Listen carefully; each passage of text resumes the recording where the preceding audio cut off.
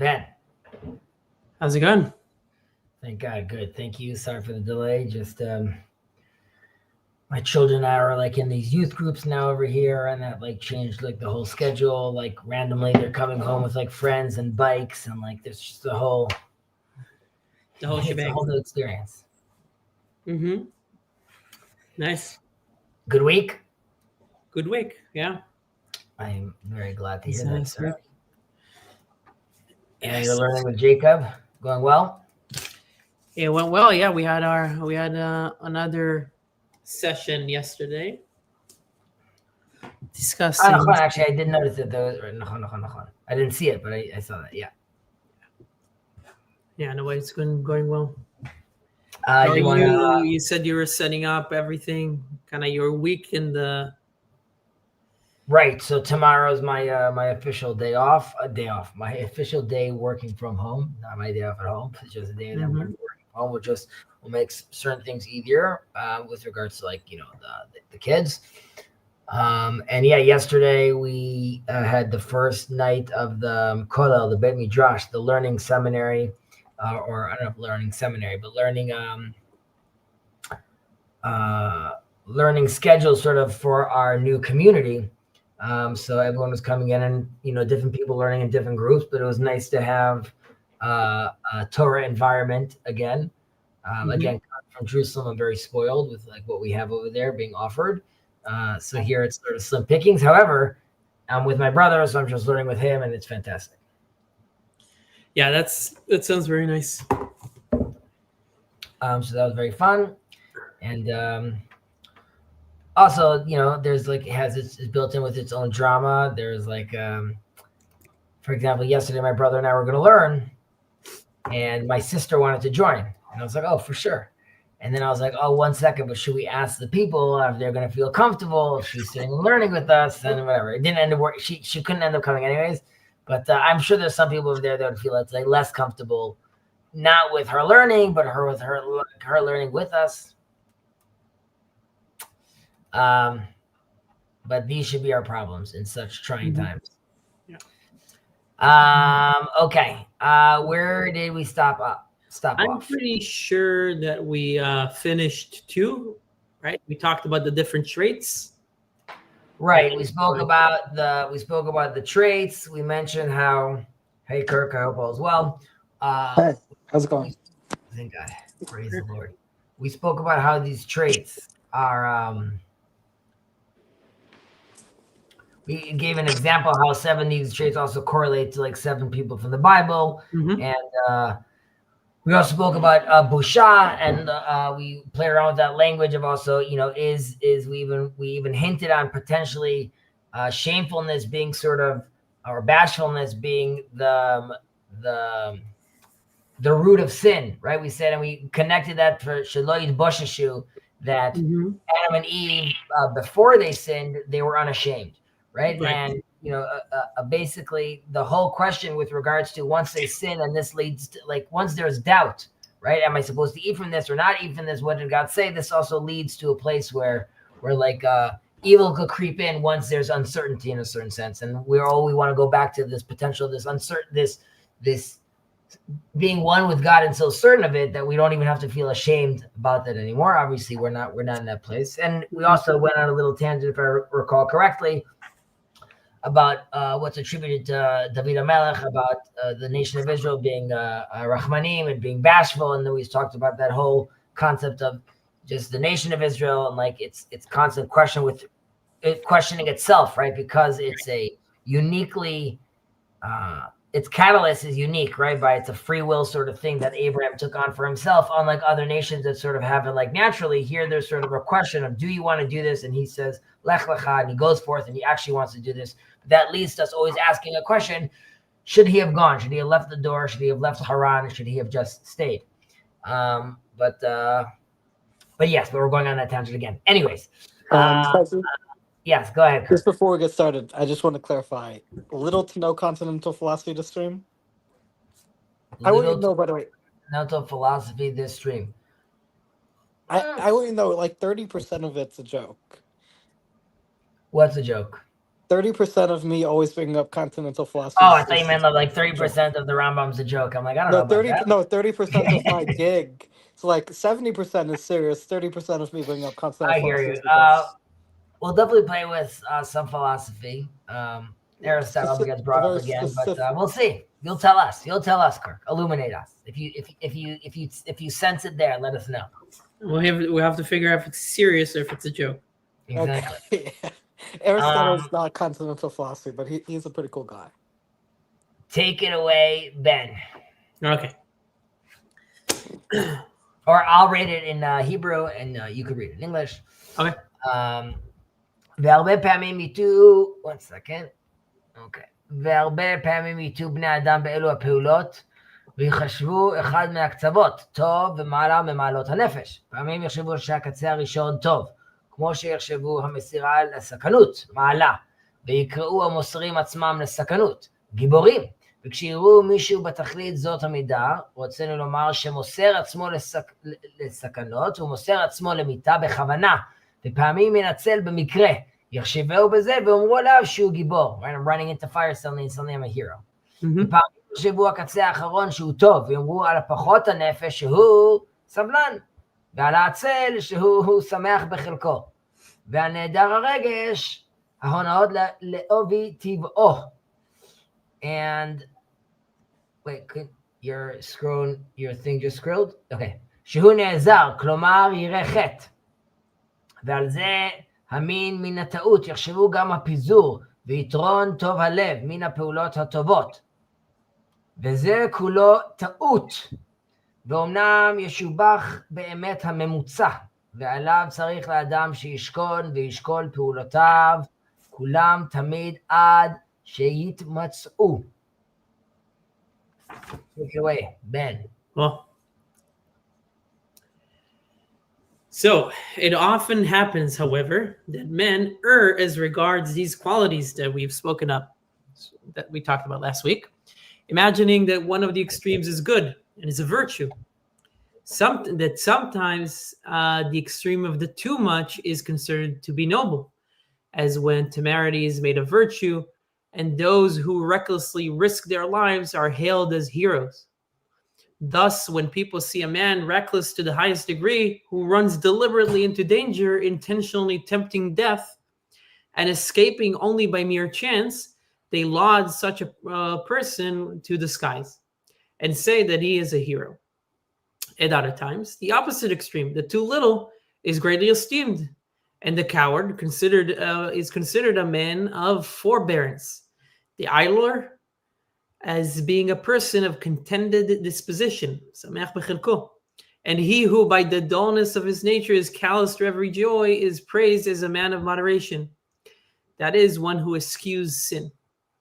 In like manner, profuse liberality and extreme lavishness are earnestly exalted as excellent characteristics.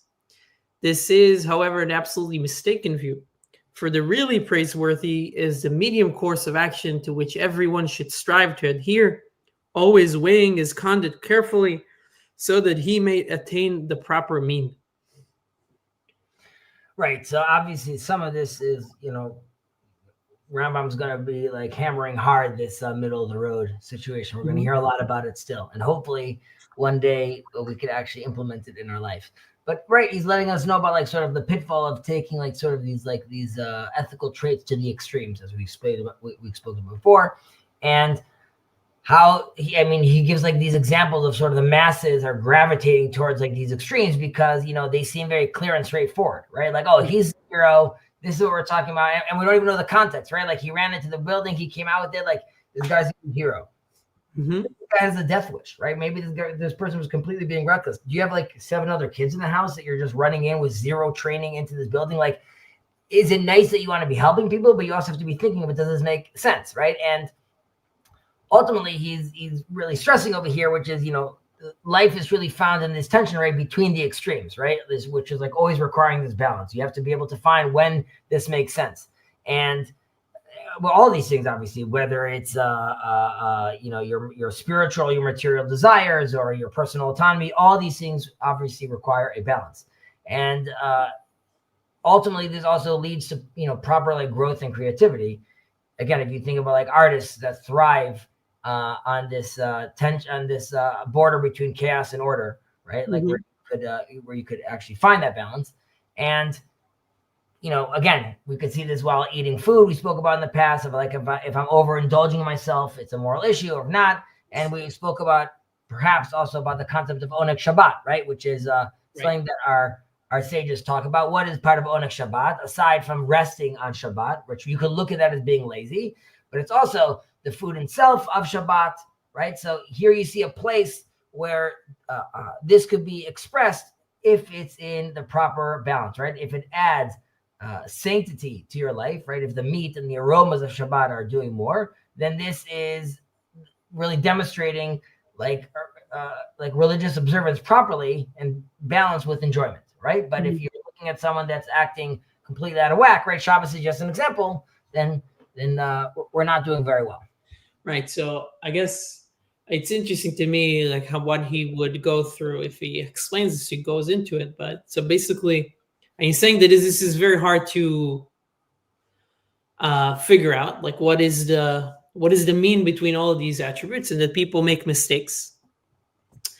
So the question is, both on a personal, internal level and external level, how do you know whether what you're doing is the mean or it's an extreme that you consider to be a balanced approach, right? So how do you know if you're just procrastinating or just lazy and not just being contented with what you have? Or how do you know that another person that maybe you need to rebuke or help out or improve, how do you know that they're being so those questions this is like the tough stuff that you need to figure out how to. Rambam's gonna first of all, those are fantastic questions. Rambam is gonna address these. His ultimate answer is Torah. We'll get there. I don't know if we're gonna get there today, but he does address that, and he sort of does a breakdown to those things, because in classic Rambam style, he also contradicts himself in other places, right? Where he does say go to these extremes. Mm-hmm. Hello, Gilad. Welcome. Sorry, I just lost my train of thought. Right. So Rambam does address those points, but again, giving the example of the masses, right? When someone sees something happen, it's much easier for us to decide to go with like sort of like the black and white answer, because it's much easier for us. It requires a lot less so much to be nuanced, right? There's so much nuance that it's almost become like, a dirty word. Like, I don't want to hear nuance. I want like your actual answer. But like at the end of the day, that nuance is in that tension, right? And you could even say acting in nuance is also too extreme, right? Like there's a time obviously to be more specific, direct. But nevertheless, finding that balance, which Rambam says is difficult, that is living though. That is part of the game that we're in, right? Evil is waiting at the doorstep. Tatim sholbo. It's not that just like it would be much easier if God just said like, why don't I just automatically control evil? Rather, it's always crouching out there. Nevertheless, you have the ability to control it, but that, of course, is a lifetime endeavor.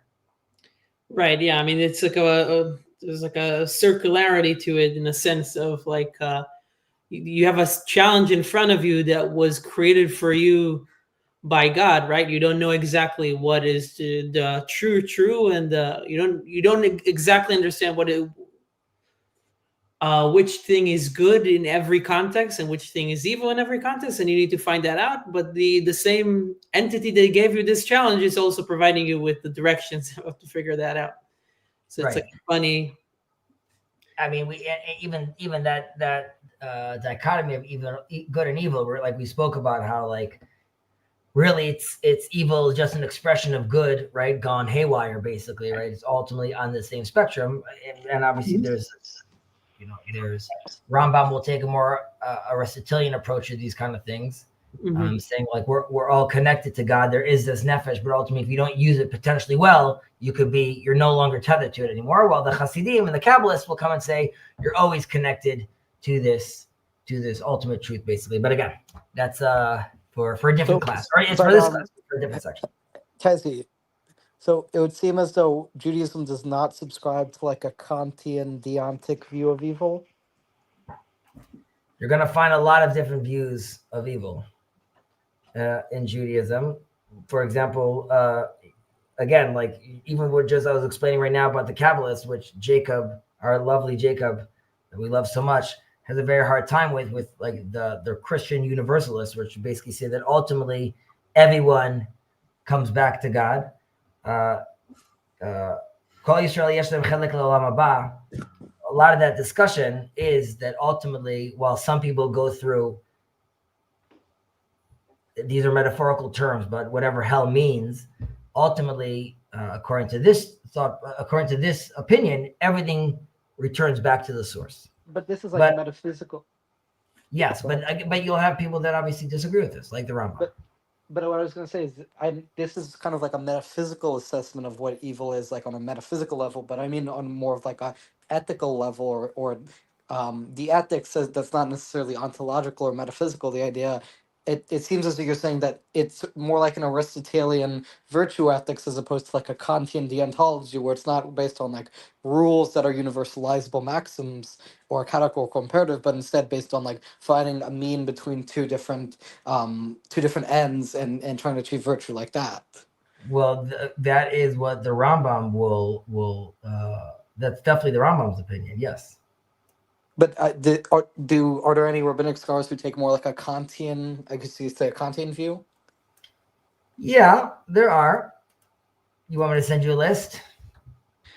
I mean, an example would be appreciated. Well, you have them saying in a certain way. You'll have the Ramban that is going to take, in some cases, that kind of that attitude, and you'll have Rabbi Mendelssohn. He'll have Moshe Mendelssohn will have a connection to him as well. There's more, which I'm just not thinking about off the top of my head right now. Okay, yeah. I was just, again, my interest in philosophy, the different ethical theories and how they relate to religion. But I think I'm sympathetic to both arguments, but like in general, I think the idea that like people should have a moderate temperament, or that like going too extreme with the maxim can be harmful, because people have nuance, which seems to be what Aristotle talks about, the idea of the golden mean. I think is often true. I mean, right. So he's obviously Maimonides is heavily inspired by him, and like we mentioned, there's others that had this philosophy as well, and it's tried and true. I mean, this is what we're going to see in this next section, where he also sort of connects us to.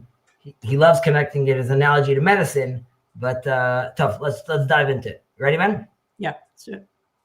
Okay. Gilad, any thoughts, words, or you're with us right now? I'm with you. I was just thinking about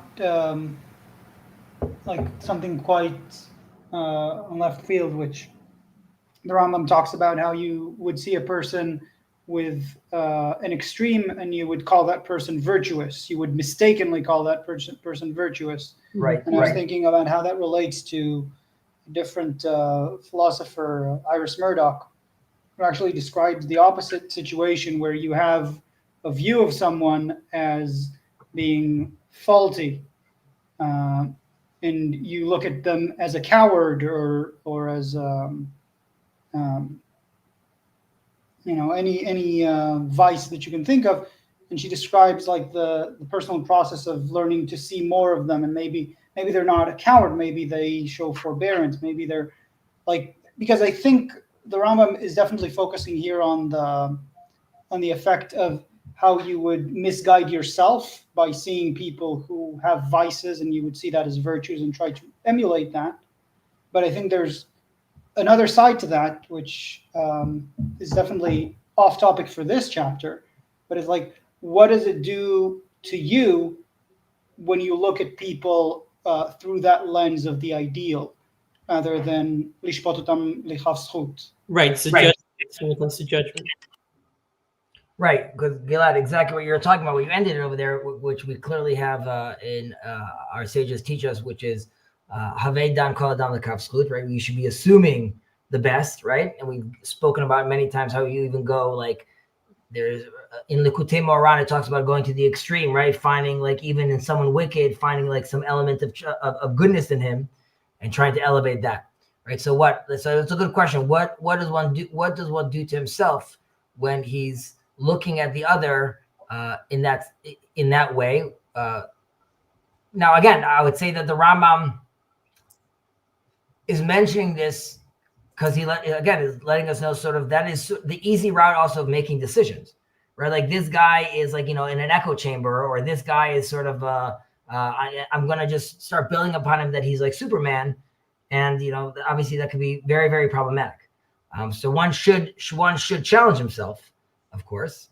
And more than that, even if the guy is a hero, right? You run into the building because you're a good guy and you're a hero.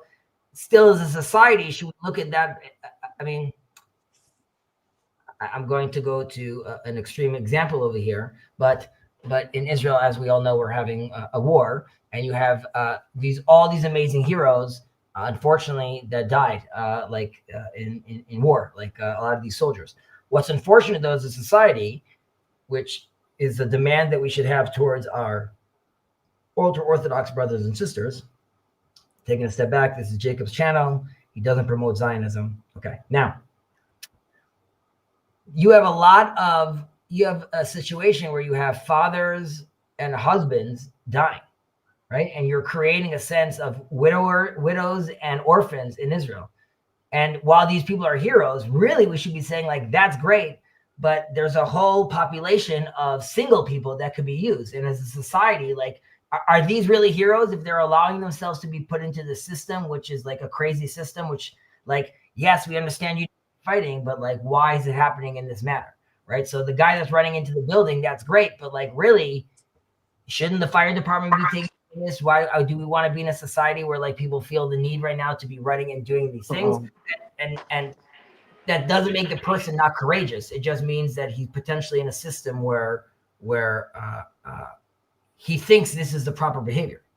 I think there's that phrase, heroes are only needed when things have gone very bad, right? Like when things are on the mend, then no one needs to be a hero, and that's like when the heroes are found. But I do think like there is a point that comes to mind with respect to the Rambam's points. There is how do I phrase this?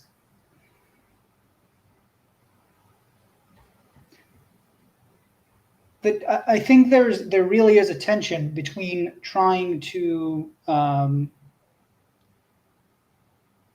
be the best that you can be as a person and look at the world as sort of the guidance for you to do that, to look at people, like how do they live up to their potential and how do they fall from their potential, versus the sort of approach that says like in order to be a good person you actually need to לשפוט אותם לכף זכות, and to sort of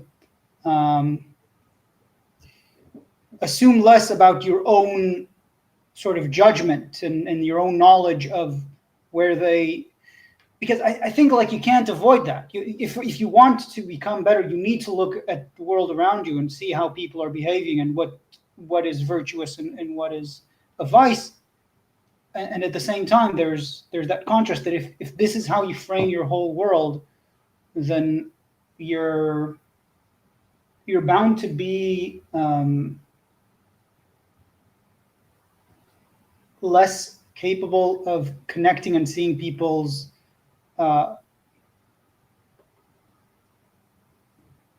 potential, I guess, or something like that. Why would you be less capable of doing that? I mean, if your dichotomy is that, right, you could be more balanced, that you or another person could be more balanced or less balanced, that does not necessarily necessitate you being actively judgmental against them, right? Maybe it helps you Maybe it has no effect. Maybe it also helps you empathize with them more because you. I guess just to try to clarify it a bit more, or to focus it a bit more. I'm just saying that there's a sense that the Rambam requires you to have a sort of pursuit of the truth and the knowledge of the situation. Is this really, like, am I looking at this correctly? Is this really a virtue? Right? Or I should suspect that this is actually a vice. This is what he was talking about in the previous section. This is a vice, and it's only praised as a virtue by all the people. And I think that does come as a counter to trying to give people the benefit of the doubt. Right? You need to give them less of the benefit of the doubt. Like, this looks like a vice to me. I'm not going to wave that off. Is what he's I think. I just want to comment and say, Ben, you were teasing this out a little with this tension of sort of, how do you know, right? Because we can't deny, like Gilad is saying right now, and in the context of the Rambam, the name of the game is getting to the muskalot, right? Getting to higher places, understand the reality around you, because by doing so, by understanding truth, by being grounded, right? By becoming this, by unifying, as we spoke about in earlier chapters, with the intellect, right? That's the end-all be-all game. That's how you unify with God. So, of course, you're right, Gilad, that Rambam is saying this is very much like, the iOS that I'm operating on with regards to how I'm looking at the world. His answer to that, and what we said, Ben, we'll talk about later, which is, he says, we'll go through different elements over here where she sort of teases out, but ultimately it's to counterbalance that you have the Torah. The Torah itself is already giving you built-in tools which allow you to then, like, you could be pushing to a certain truth, but you have not to covet, not to steal, not to this. You see someone on the way and you need to help him up. You have ladun lekav zchut. All these things that the Chazal has given you have created you a sayag, a system which allows you to sort of create a balance for that. And we spoke about this in last week, which is the busha and the rachmanut and certain traits that, let's say, the nation of Israel has.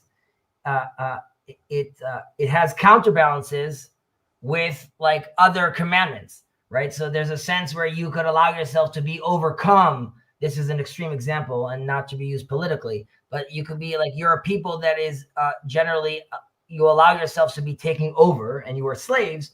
So you'll have a law like Amalek, right? Which will counterbalance and be like, you'll always have to remember to never forget what was done to you and being able to stand on your guard. So there's things that are given to you in the Torah to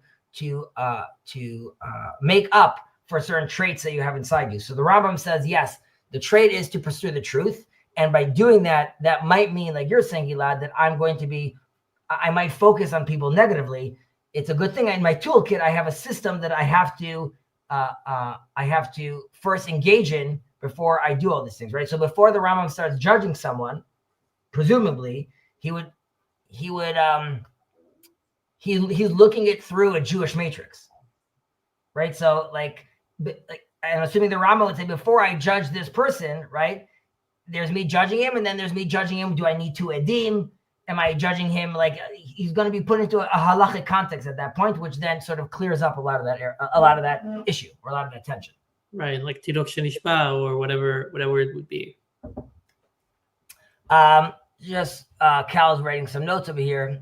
How much of this is being able to gauge if people present their traits because they made an active attitude of the wages and because of the acting? Think of Rambam Hilchot Tshuva, right? This is just someone doing something. But again, we could challenge, even if someone is he's presenting one of his traits, not because he's just unconsciously acting. Still, we could challenge that's one should be careful if he's just acting unconsciously but still creating damage, and being similar situations, not to fall in order to reach true tshuva, right? How do I actually repent? Believe the man can keep also and still be a menuval. He does. And Rambam contradicts himself many times, and sometimes you're talking about how he is into the collective and how he is internally between himself, between him and Hashem, and between him and his keilah. There's much to discuss. All right, let's continue. Ben. Okay. Vid'u. שאלו המעלות והפחיתויות אשר למידות לא יגיעו ולא יתיישבו בנפש, רק בכפול הפעולות הבאות מן המידה, ההיא, פעמים רבות ובזמן ארוך והרגילות בהן. ואם היו הפעולות בהן טובות, יהיה מגיע לנו מהן מעלה, ואם היו רעות, יהיה מגיע לנו מהן פחיתות. ומפני שאין אדם בטבעו בתחילת עניינו בעל מעלה, אין אדם בטבעו, initially בתחילו איננו בעל מעלה ולא בעל חיסרון, כמו שנבאר בפרק השמיני, והוא ירגיל בלא ספק פעולות בקטנותו, כפי מנהג קרוביו ואנשי ארצו. אפשר שיהיו הפעולות ההן ממוצעות, ואפשר שיהיו מותרות או מחוסרות, כפי שספרנו, ותהי נפשו חולה. Can you know? Can you scroll down? Yeah. ראוי שילכו ברפואתו כדרך רפואות הגופות ושווה, כשם שהגוף שיצא משווייו נראה על איזה צעד נטע ויצא, ונעמוד כנגד בהפכו, עד שישוב אל השווי. וכשישתווה נסלק ידינו מן ההפוך, ונשוב לעשות לו מה שיעמדהו על שווייו. כן נעשה במידת בשווה, והמשל בו, כשנראה אדם שהייתה לו תכונה בנפשו וחסר בנפשו מכל טובה לרוב החילוט, וזה פחיתות מפחיתות הנפש. והפועל אשר יעשהו מפעולות הרע, כמו שביארנו בזה הפרק. וכשנרצה לרפואת זה החולי, לא נצווה להרגיל בנדיבות, שזהו כמו שירפא מי שיגבר עליו החום, בדבר ממוצע שווה, שלא יבריאו מכל יב, אבל צריך שנביאהו לפזר, ויכפול מעשה הפיזור פעם אחר פעם, פעמים רבות, עד שתסור מנפשו התכונה המחייבת לחילות, ויהיה קרוב להגיע תכונת הפיזור, ואז נסלק פעולות הפיזור, ונצווהו להתמיד על פעולות הנדיבות, וישקוד עליהן לא יותר ולא יחסר. Rambam, so much to say. All right, take it away, Ben. That's it. Know, moreover, that these moral excellences or defects cannot be acquired or implemented in the soul, except by means of the frequent repetition of acts resulting from these qualities, which, practiced during a long period of time, accustoms us to them. If these acts perform their good ones, then we shall have gained the virtue. But if they are bad, we shall have acquired a vice. Since, however, no man is born with an innate virtue or vice, as we shall explain in chapter 8, and as everyone's conduct from childhood up is undoubtedly influenced by the manner of living of his relatives and countrymen, his conduct may be in accord with the rules of moderation. But then again, it is possible that his acts may incline towards either extreme, as we have demonstrated, in which case his soul becomes diseased. In such a contingency, it is proper for him to resort to a cure, exactly as he would were his body suffering from a physical illness. So just as when the equilibrium of the physical health is disturbed, and we know to which way is tending in order to force it to go in exactly the opposite direction until it shall return to its proper condition, and just as when the proper adjustment is reached, we cease this operation and have recourse to that which will maintain the proper balance. In exactly the same way must we adjust the moral equilibrium. Let us take, for example, the case of a man in whose soul there has developed a disposition of great avarice, on account of which he deprives himself of every comfort in life, and which, by the way, is one of the most detestable of defects and an immoral act, as we have shown in this chapter. If we wish to cure this sick man, we must not commend him merely to practice deeds of generosity, for that would be ineffective as a physician trying to cure a patient consumed by a burning fever by administering mild medicines, which treatment would be ineffectuous. I don't know if I'm reading it right. We must, however, induce him to squander so often and to repeat his acts of profusion so continuously until that propensity, which was the cause of his avarice, has totally disappeared. Then, when he reaches that point where he is about to become a squanderer, we must teach him to moderate his profusion and tell him to continue with deeds of generosity and to watch out with due care, lest he relapse either into lavishness or niggardliness. So, clearly we see the Rambam is over here in echo. Hello? Yeah. We see the Rambam over here focusing and pointing out, obviously, that the role of actions and like society with regards to like forming one's character ultimately, right? Mhm. So like while we are born with certain inherent dispositions, right? Like the raw material of our traits, through our actions, these things are actually refined and they're only battle tested, right? Like in the real world, like in contrast to someone else. And the way I act is heavily defined by the relationships I have with my society and who's developing my character. So we have to, first of all, be sensitive to the fact, and it's nice that Rambam's putting it obviously in context, right? Like who are we dealing with over here? Now, his analogy of the doctor, which we always go back to over here, obviously this is ancient medicine as far as we're concerned. This is Aristotelian. Correct, but that exactly as it is correct, Gilad pointed out, right? This is clearly what he's inspired from. As we started with the book, right? He's talking about like the great physicians, the great doctors. Mhm. He's not talking about Obamacare, but nevertheless, it is still very interesting to see that it still remains a very relevant insight. We know, obviously, that the bodies today have very intricate balances of like our fluids and our nutrients and our biochemical signals that go inside the body. So you could still use the concept of this balance that the body needs, right? As we know, there's too much water, too much exposure to this. So that is true. Miraculously, that's still true, that insight.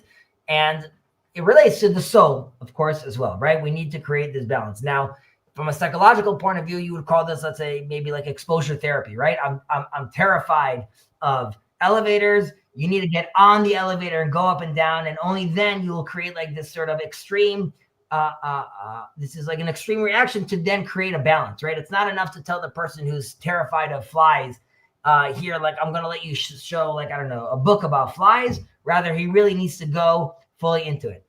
I am not qualified to tell you if this is actually like what he's saying over here, someone that doesn't want to spend his money and now they're telling him to like be going writing checks for everyone, right? So I don't know how that's actually going to work out from a financial point of view, but it is stressing the point where you need to get back to a balance, and getting back to a balance, as the Rambam is going to continue to explain, is not necessarily this geometric middle, right? It's to get back to that balance.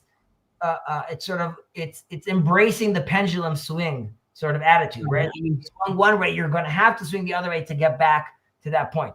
It's going to be too rough to stop, just right in the middle. I feel like I want to push back on that a bit. Push. So one thing is, I think we do need to relate to how Aristotelian medicine was wrong, right? And how, like, he sees that basically Aristotelian medicine was thinking there's 4 elements: earth, wind, fire, and water.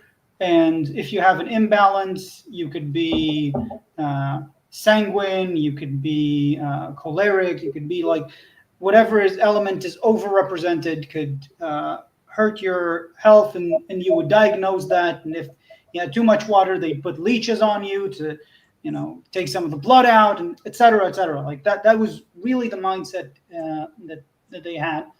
And we know today, like, that it's far more complex than that. And I feel like his psychological analogy here is similarly out of date, right? Like, it's similarly, it really is the case that people can go much more easily from one extreme, one vice, to the opposite vice in a manner that does not help them reach the mean. Mm-hmm, mm-hmm. So I think, yeah. Right, go ahead. Can I tease two things there? So I actually think that Chezi, his analogy, or your Chezi, your analogy to to exposure therapy is actually, I don't think that that's what the Rambam talks about, because exposure therapy is like small steps towards some things, like, right? It's like small exposures to get you to there. And I think the Rambam is kind of talking about actually replenishing, giving you like a strong dose. But I do think, to maybe push back on Gilad, even though I think that what you're saying is like in the context of the Rambam, I think it's like probably obviously valid, but I do think that we might find examples of where physicians would still give people a very large dose of, let's say, if your body doesn't produce a certain hormone or it doesn't get enough vitamins, you would get a much larger dose of those hormones or vitamins in order to replenish your body, and then you would get to a mean. I'm thinking for I can't remember. Yeah, glutatatris. I don't remember what I think. Thyroid gland. Right. So I think that is the procedure for that, and it's really for vitamins like vitamin D and things like that. So, but I do know that in many other cases, or I know of plenty of examples where that's actually very harmful. Like if you have a lack, for instance, for cases of mental health, depression, right? If you get a massive dose of dopamine and dopamine, serotonin, all of the make happy hormones, then that becomes, right, you get desensitized to them, and it becomes much, much harder to get out of your bad state. So like that, I think like I mean, Gilad, I agree with you, and that's why I think like what I said, which is like I think the insight itself is there's something still to it about generally the body needs a balance, right? I agree that, right, this is outdated with that regard. And by the way, when I said exposure therapy, when I said it, I was thinking like they take him into the elevator right away. But you're right, if it's TP, correct, then that's not the point. We also know that if there's a starving kid and you just give him food, right, that's not going to work out well for him, right? So it's not, I would just say again, the insight is the Rambam is clearly, and what at the time, which at the time was like the peak of medicine, realizing at the time that the body is more complex than that, and there is a give and take, and there's a balance that needs to happen, right? So of course, if these things are no longer relevant, right, that then you should definitely go to your local psychologist, right? I wouldn't say open up this Rambam book and then just decide right now, this is how I'm going to deal with my problems. However, or worse, how I'm going to deal with someone else's problems, or how I'm going to deal with someone else's problem, right? I guess that is a little nerve-wracking if you walk into your psychologist's room and he's like, he just has this area posted on his wall. But there is a sense where you also see people come, let's say American Jewry come to Israel for the years many times, coming from more modern homes, and then they're exposed like to this extreme setting in this yeshiva in Israel where they quote unquote flip out, right? Or in Hebrew called like they get burnt, right? Because like they switch into wearing black and white now, and they're only like as if they were burned. But the idea was that while there's a sense where that's effective, quote unquote, if that's your goal, right? If I want you to become this model, I quote unquote got you. The question is how long that stays for, right? And many times at like a few years down the line, there's like again a pendulum swing where someone like feels like disgusted by that and pushed away for that. So yes, I think Gilad's point is true, which is while we appreciate the Rambam's insight, we do have to realize that some of these things are obviously no longer shayach. When you I do think one more thing, just and then we can go, Kirk. So I do think like that there are many good points that he's making here that do stand the test of time. For one, like his first part of virtues and vices is certainly the case, right? We see that the more existentialist view of like you just have this moment of making a choice is unjustifiable by any evidence in any way, right? You are what you have become accustomed to do, and virtue is something you need to build up over your life. That's definitely the way it appears to be. And I think with regards to finding the balance, I think the point I would take from there is that you do need to embrace, like you said, the pendulum swing, but only in the sense that it's what we would call in physics a restrained harmonic oscillator. Like there should be a force that's making it swing less and less. If it's swinging more and more or the same, you're not getting where you need to go. You need to converge towards something that doesn't have that much tribulation and extreme twists all the time. And I think he does say that, like in the general outline of what he's referring to. Right. I think that's yeah. Because I mean I guess that's where the Torah part goes into it, right? Because you need to be able to define the mean, right, between these two extremes. What is the mean between, like, that could be just as subjective as the extremes themselves, right? You need to know where do you want that moderation force to actually at the end put you. There's also a practical matter though of dealing with, like, when dealing with an individual, or let's say, you know, when a car is driving and it stops, the I'm blanking out the word, the centrifugal force. What's the force again? The centrifugal. Centrifugal. I'm saying, or sort of like the inertia that I'm saying, you can't just stop the car right away, right? Like you have to allow for it to. I'm not using the right term, but you have to allow for inertia. it. I'm sorry. Inertia is like right, but it's not. I'm saying there's a certain force word I'm looking for. Anyways, point being, yeah. So like I'm saying, when you're dealing with an individual, right, you have to, like, sometimes say someone yelling and screaming, just saying like, hey, like, calm down, is not necessarily going to like, you sometimes see this with a child. They could be many times a kid could be sort of he worked himself up and sort of into this tizzy, and yes, you should be there engaging and like being calm and being like, but sometimes you sort of have to like help the kid snap out of it, and that's like a more extreme reaction for a moment, because there needs to be, like, you know, hold yourself. But okay, wait, just one more thing real quick. Sure. When you were speaking about Jews who are going from America to Israel, you said modern. Do you mean like modern Orthodox? It's yes. I mean, modern Orthodox, these terms are tricky in today's day and age, and it's not coming from a place of judgment. But I would say that the kids in America, let's say, that are going to schools like Frisch or Heschel, are coming from houses that are probably, their observance is more lax traditionally. That doesn't mean they don't see themselves as Orthodox Jews, or nor that I'm belittling their relationship with the Master of the Universe. However, when they come to these schools that their parents are paying $25,000 a year to or more, the school then tells them, hey, guess what? Like, what you're doing at home, it's all wrong. And like, these things, you can't act this way. And you got to change. Now, even if these things are true, there's a whole strange dynamic there, which is like the parent doesn't necessarily want the child to come back different. Having said that, they're paying sometimes hundreds of thousands of dollars for an education that very much pushes towards this direction. So it creates like this whole weird tension within the child himself and the parent and the institutions they live in. But that's for just chatting, Jacob. Yeah. Where you can Okay. Also, one tiny thing. Please. Actually, it's not a tiny thing. It's probably a pretty big thing. But just when both of you were mentioning, this is something I just don't know enough Rambam to know. When you were mentioning that the Torah is the way to find the mean, does the Rambam mean this in the purely intellectual sense?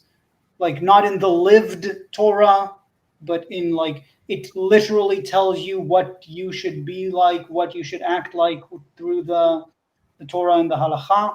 Or does he have a room to speak about, like, living out the way that the Torah is telling you is the way to reach that mean, which is ill-defined, let's say? How does the Rambam see that?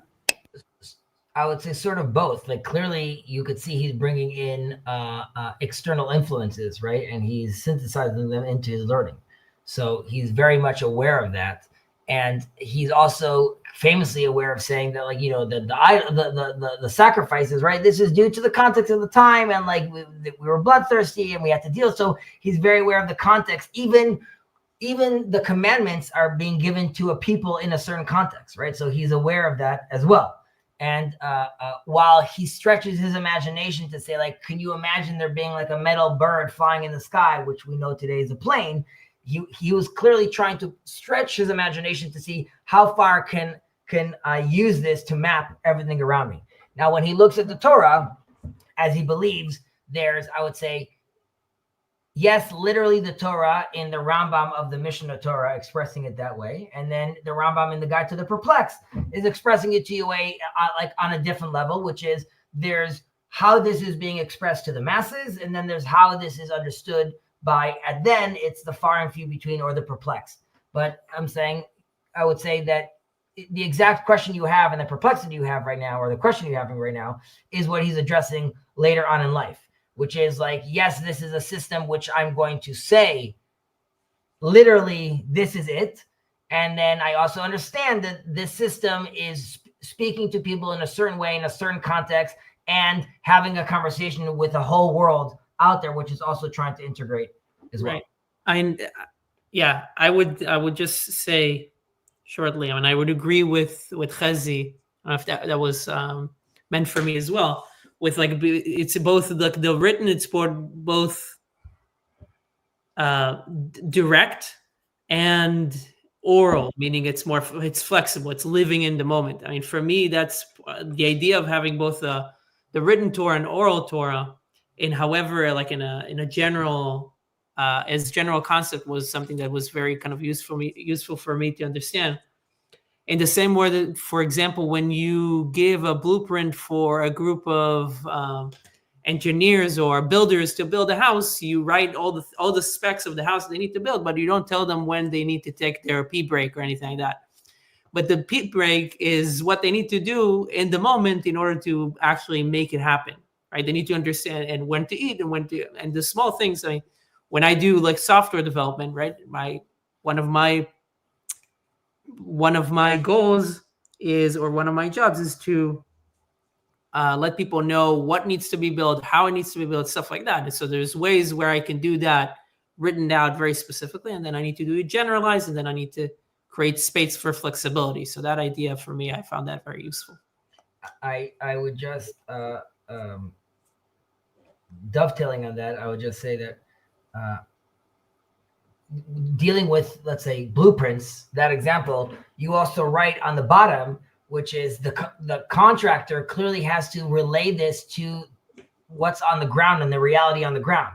Right? It's very nice that I said, like, this is going to be the distance and this is going to be this, but on the ground, how large is my actual window? Can your plans actually work, or do they need to be adapted for what's on the ground? Right. Number two, we obviously know v'chai b'hem, right? This is something that we're supposed to live. It's an embodied living text, right? We could argue that much of it has been ossified due to many different factors over 2,000 years, and now because of politics. But like, generally speaking, it's supposed to be a living Torah.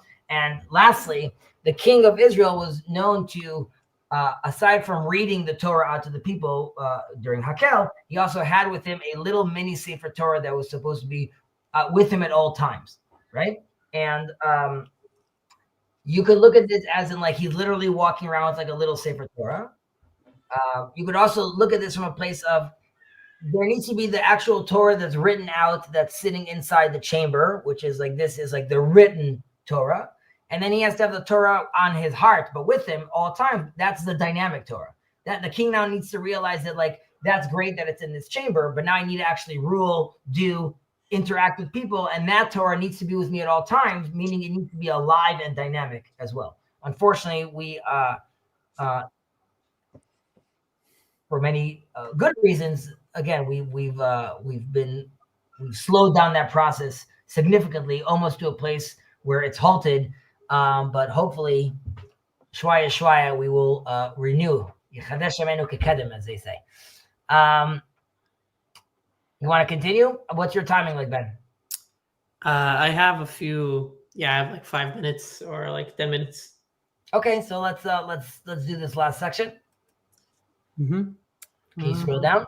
Kind of lost myself. Just a sec. Wait, where were we? Actually, Cal also had something interesting. I don't know if we want to touch on that or one of his comments. Your tier, we continued on more than that, I think. Yes. Yeah, there. Yeah, correct. There, I think. Yeah. But you wanted to bring up Cal's comments? Yeah. What did he had? One comment that was curious.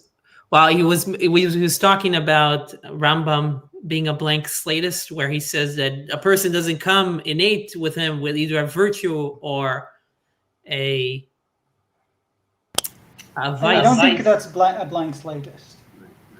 He doesn't say that people don't come with personality. It's just virtue and vices. It's affected by their environment heavily. We just can't ignore. Yes, he said, like we mentioned, you have that raw material, but it's only relevant, like I said, when battle tested, right? Like, and you can't do that in laboratory conditions, right? Let's just see how this person actually works, talking to a mother, father, community, neighborhood, people clicking a pen next to him. Then we'll see how they ultimately But I think specifically to the blank slate thing, right? Like, you are born with a personality. You're not born with a character, right? Like, I think that's the main point. You're not born virtuous or viceful. That's what you develop in your life. I mean, that's just, it's not. It's sort of like, that's the way that it's by definition. That's the way that you separate those things. You can have inclinations. Right. But that doesn't mean that they become virtues or vices. That depends what you do in your life. And this would relate to ethics of our fathers, right? Like, where are you spending your time? Where are you going? What are you doing? And that's all because they're very aware of this, right? Like, these inclinations need to be fostered if they want to be developed properly. Which is also the anger that we have with our sages that talk about Jacob and the ladder, right? Which is like the potentiality someone has to go up this ladder, right? But like, you could also stay on the ground and go nowhere, right? It really depends like what you do with the potential you have. Yeah. Okay. וכן כשנראהו מפזר, right? We're talking about the guy earlier that we said our advice to our medical approved advice to him was to spend all his money. נצווהו לעשות פעולות החילוט ולשנותן, אבל לא ישנה פועל החילוט פעמים רבות כשנותו פועל הפיזור, וזה החידוש הטוב. הוא סדר רפואה וסודה, and it's secret. והוא ששוב האדם מן הפיזור לנדיבות, יותר קל ויותר קרוב, משובו מן החילוט לנדיבות. וכן שוב נהדר הרגשת ההנאה נזהר ויראה חטא.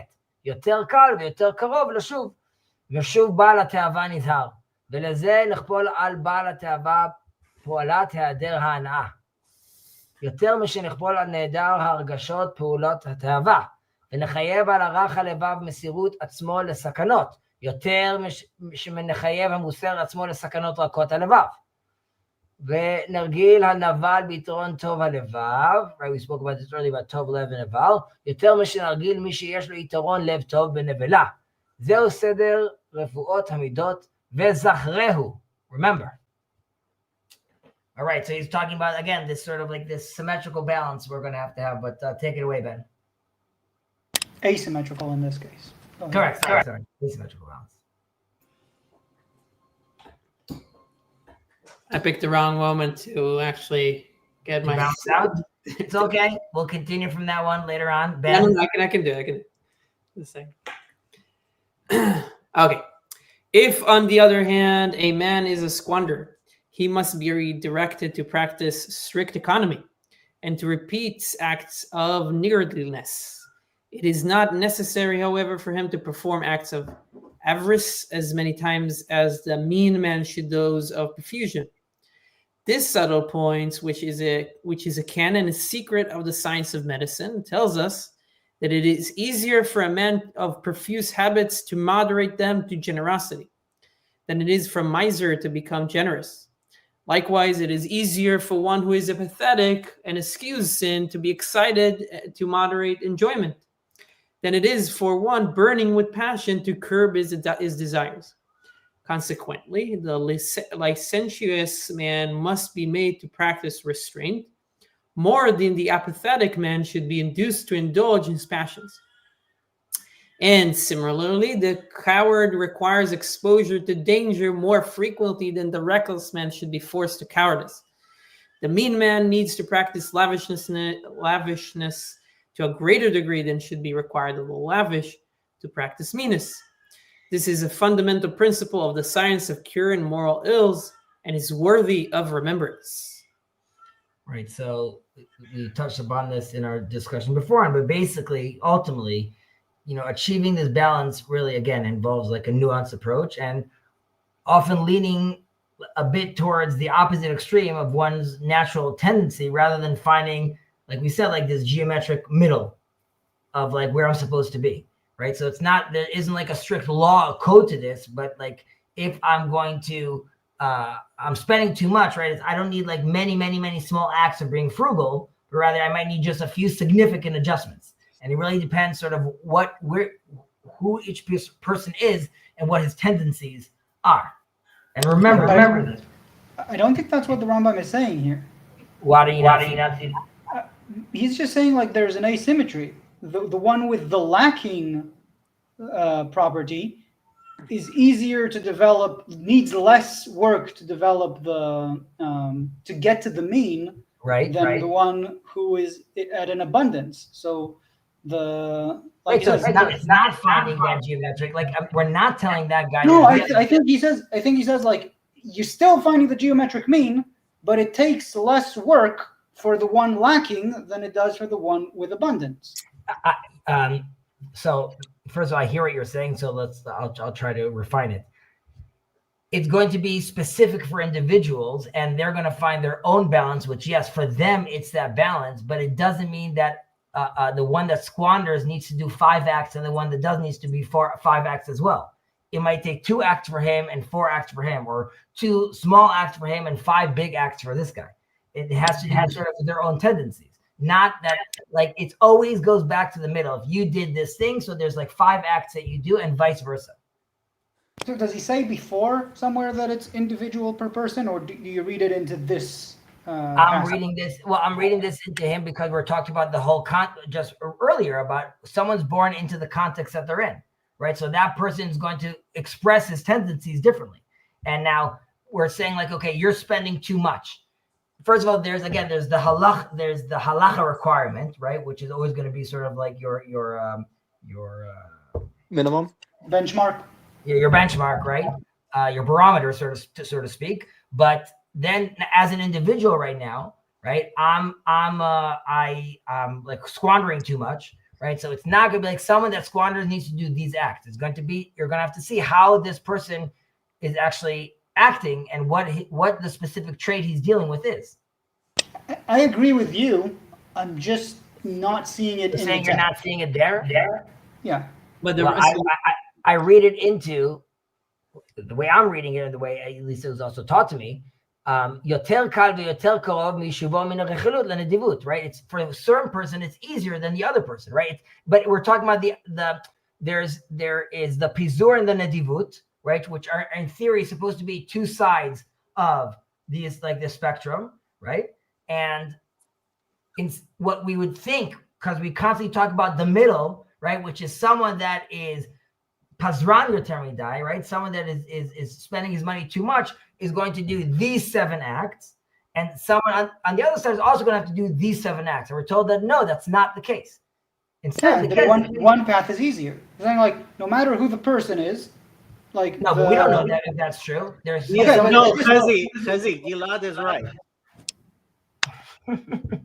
We're glad you're here. First of all, Jacob, how are you? Baruch Hashem. How's your family? Baruch Hashem.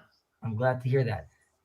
But Gilad is making an incredibly important point, which is, I believe, the point that the Rambam is making, that there is an asymmetry here. And that is what he says.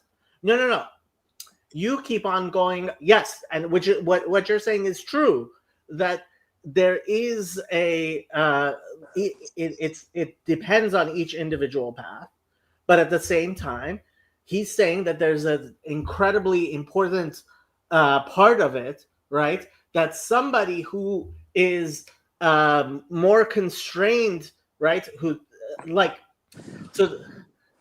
This goes back to it says in the Ten Commandments, I will remember the love of God, right, onto 1,000 generations of those who love me, right? But I visit to the third and fourth generation of those who hate me, right?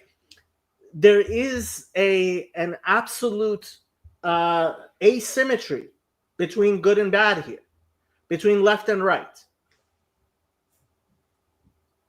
I don't see that as far as what Gilad is saying.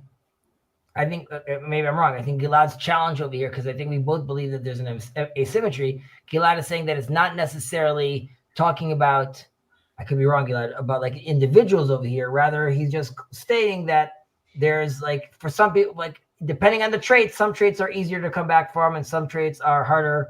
And that's just the asymmetry. No, not some traits. Like on every axis, there's one axis, there's one side that's worse than the other.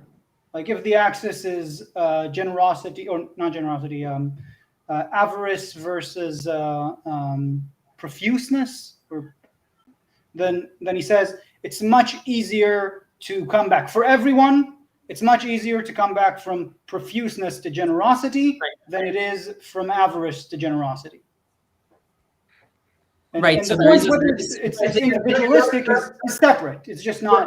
Your argument is here is me just making it like more personal over here. But like I agree with that he's stressing over here that while we're talking about this Shvil HaZahav, this middle path, that there is an asymmetry. That I agree with you, but I need to think about this. This is sort of how I've always read this to being more like it's also stressing the fact that it's about the people itself. Well, this is like you said, the Chai B'hem, right? You're reading it again, and now you're thinking about it again. I'll end just because we read the Rambam. We always try in our class in these things to spice it up with a little mysticism, just to create that balance. So the Ashlag, the Baal Hasulam, he gives this. He basically talks about how the evil inclination is this self-centeredness basically, and the good inclination is one that's focused on others. And it's this whole conversation about a creator and created, right? With God is giving, is his will is to give, and the created is his will is to receive.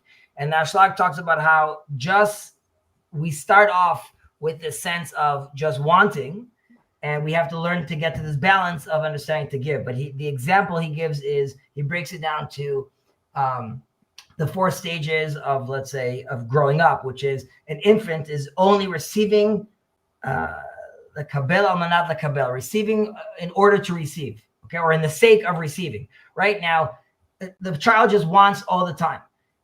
Now, and if it doesn't get what it wants, it starts crying, it starts screaming, and we as parents, we indulge it. And this makes sense, and it's age appropriate, right? Because this is all he knows. Obviously, if we're talking about, if this was true about into someone being an adult, he would be considered completely selfish.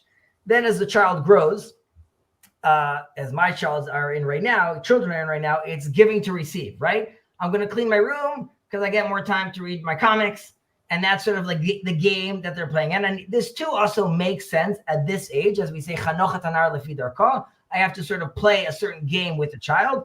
But if this, again, if this continued to adulthood, you're looking at someone sort of that is only cares about like really his personal gain.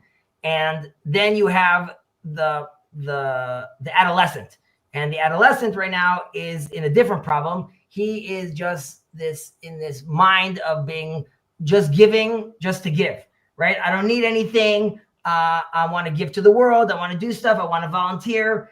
Now we like that, but that's a very, very short period of time where you could play with that, because at some point that becomes too intense. I would even argue, and Jacob could chime in over here, being more professional or being in this profession, just even with regards to suicide, right? Sometimes there's a sense where they're embarrassed even to ask for help. Right. There's like, there's nothing that I need to be doing more or giving more. And that could be off balance. And lastly, which hopefully you get to, is realizing finally that you want to receive in order that you could then give, right? So I'm accepting the fact that I could receive something, and I see myself as a real person, and I understand I'm allowed to receive, but then I see the other, and ultimately, as God wants me to see his image, I see the other as coming from God, and I want to give back. I want to give back to the Zulat. And as far as the Ashlag is talking about, and you could say that the Rambam's also talking about creating this balance, and people have to, throughout their lifetime, have to build on getting to this balance. But Ben, I know you need to go, so we could end on the Ashlag. Cool. Well, thank